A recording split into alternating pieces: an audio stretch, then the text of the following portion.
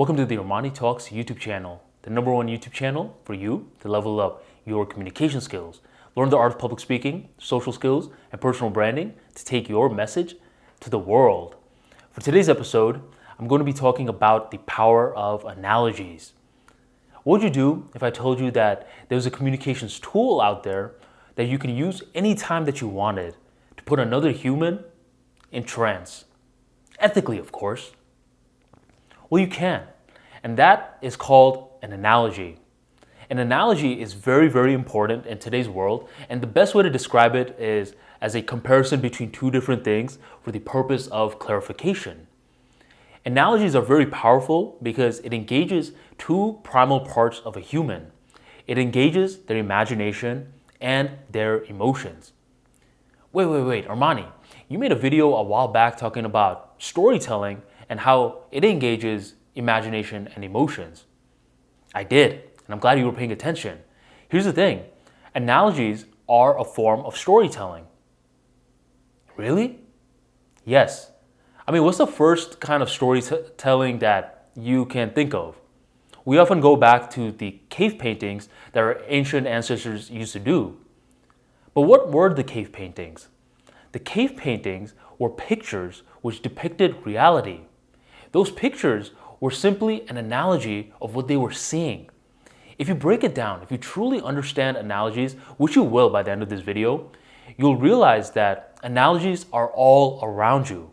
That's how humans process information and make it make sense in relation to their life. Think about mathematics. Mathematics is simply an analogy for the real world. That's why they say math is the language of science. So if something like mathematics, something that's very logical, can have analogies, then your communication skills absolutely can. And you want to make sure that you're effectively using analogies for the maximum effect so you are correctly putting someone in a trance. Today's video is going to talk a lot about analogies, how to effectively use them, and in the end of the video, I'm going to give you a challenge where you are going to create your own analogy and you are going to learn how to become a better communicator. So if you're excited for this video, make sure you drop a like for me right down below and let's begin. I remember a few years ago, I was working as an electrical/communications engineer in an aerospace company. And people would be very curious. They were like, wait, the hell does that mean? What do you do? And whenever I would get a question like that, I would use it as an opportunity to prove how smart I am. I remember I was talking very complex. I was like, yeah, I get the data from the external world and then convert it into knots with algorithms, blah, blah, blah, blah, blah. And time again, I turned a very complex topic into something that was more complex. And the people who asked me the question in the first place, they were regretting it. So after a while, I realized that I wasn't being heard. And I felt as though that I needed to do something about it. So the next time someone asked me what I did for a living, what I said was, okay, here's what I do. Picture you are driving a car. This car doesn't have a speedometer. It doesn't have that gas tank light. It doesn't have the mirrors on the sides. How are you going to feel? And automatically, they got themselves in that moment. They're like, well, I'm going to feel very paranoid because I always think that I'm driving over the speed limit, that I'm always running out of gas, and I'd always be turning lanes looking like this. So they got in a very dark position just picturing that scenario. And then I told them to picture themselves driving the way they currently do. How do they feel now? And this time, they felt much more grateful. They said they feel much more informed and ready to drive on the road. Once they made that sort of understanding, I told them that that's virtually what I did for the aerospace industry, for airline pilots. I helped them create tools that helps them function better while they're flying a plane. And when I was able to give them that level of understanding, something more general, not super specific, not super detailed, they left understanding what I did for a living. So I felt better and they felt better for getting more piece of knowledge. So what did I do? Ultimately, that analogy just came down to two components, imagination and emotion. And here's how you can do that too. Imagination part The best way to capture someone's imagination is to talk about something that relates to them. In that analogy, I talked about something that relates to them, driving a car.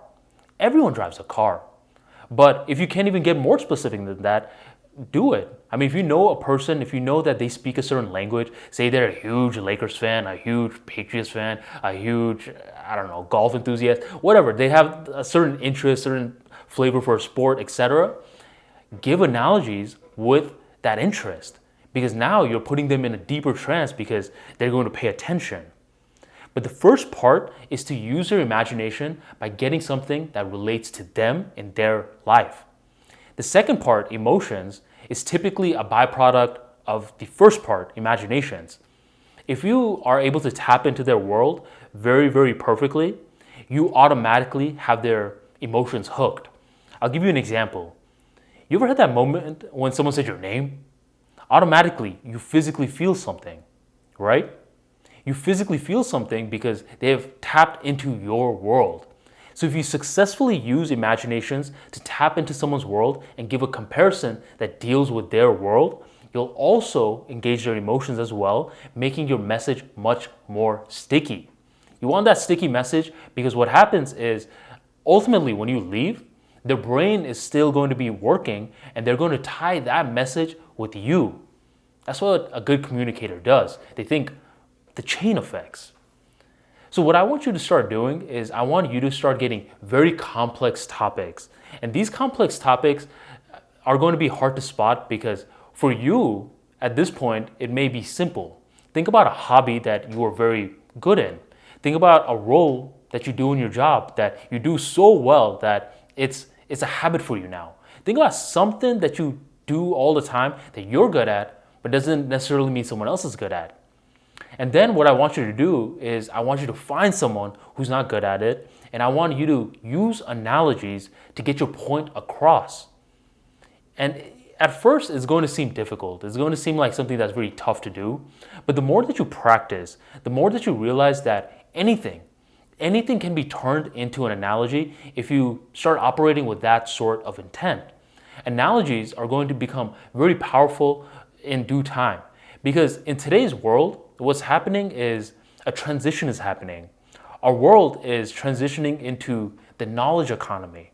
People who have skills, knowledge regarding a specific industry, experience, those people who know how to communicate it and turn it into practical value for other people's lives, they're gonna win.